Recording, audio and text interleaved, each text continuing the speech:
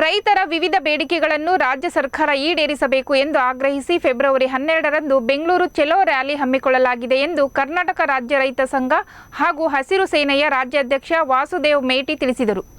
ಹುಬ್ಬಳ್ಳಿ ನಗರದಲ್ಲಿಂದು ಸುದ್ದಿಗೋಷ್ಠಿಯಲ್ಲಿ ಮಾತನಾಡಿದ ಅವರು, ರಾಜ್ಯ ಸರ್ಕಾರ ರೈತರ 3 ಕೃಷಿ ಕಾಯ್ದೆಗಳನ್ನು ಹಿಂಪಡೆಯಬೇಕು. ರಾಜ್ಯದಲ್ಲಿ ರಾಷ್ಟ್ರೀಕೃತ ಬ್ಯಾಂಕ್ ಮತ್ತು ಸಹಕಾರಿ ಸಂಘಗಳಲ್ಲಿ ತೆಗೆದುಕೊಂಡ ರೈತರ ಸಂಪೂರ್ಣ ಸಾಲ ಮನ್ನಾ ಮಾಡಬೇಕು. ರೈತರಿಗೆ ಬೆಳೆ ವಿಮಾ, ಬೆಳೆ ಪರಿಹಾರವನ್ನು ಪ್ರತಿ ಹೆಕ್ಟರ್ಗೆ 25,000 ನಿಗದಿಪಡಿಸಬೇಕು.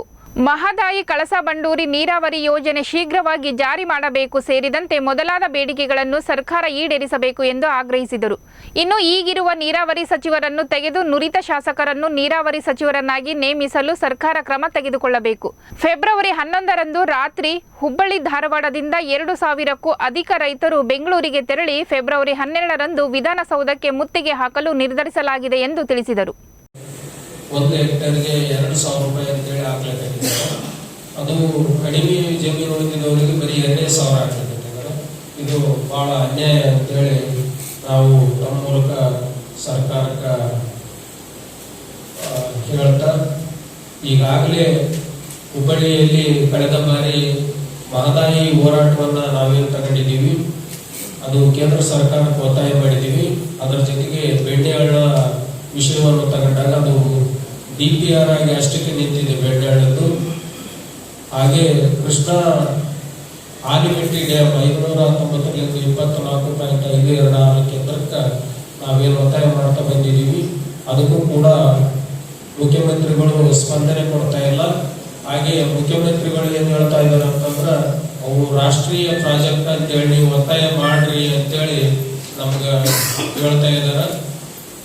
ಯಾವ ರಾಜ್ಯದ ಒಂದು ನೀರಾವರಿ ಯೋಜನೆಗಳಿಗಿರ್ಬೋದು, ನಮ್ಮ ಮಹದಾಯಿಗಿರ್ಬೋದು, ಬೆಣ್ಣೆಹಳ್ಳಿಗಿರ್ಬೋದು, ಹಲವಾರು ಬಾರಿ ಒತ್ತಾಯ ಮಾಡಿದ್ರು ಕೂಡ ಇವತ್ತಿಗೂ ಒಂದು ನಯ ಪೈಸೆ ಕೂಡ ಬಿಡುಗಡೆ ಮಾಡ್ತಾ ಇಲ್ಲ. ರಾಜ್ಯದ ನೀರಾವರಿ ಮಂತ್ರಿಗಳು ಹಾಗೂ DCM ಆದಂಥ ಉಪಮುಖ್ಯಮಂತ್ರಿಗಳು ಒಂದೂ ಕೂಡ ಯಾವ ವಿಷಯದ ಬಗ್ಗೆ ಚಕಾರ ಎತ್ತಾ ಇಲ್ಲ. ಅದಕ್ಕೆ ನಾನು ಮುಖ್ಯಮಂತ್ರಿಗಳಿಗೆ ಒತ್ತಾಯ ಮಾಡ್ತೀನಿ, ತಕ್ಷಣವೇ ನೀರಾವರಿ ಮಂತ್ರಿಗಳ ರಾಜೀನಾಮೆ ಪಡಿಬೇಕು. ಬೇರೊಬ್ಬ ನುರಿತ ನೀರಾವರಿ ಮಂತ್ರಿಯನ್ನ ನಿಯುಕ್ತಿಗೊಳಿಸಬೇಕು.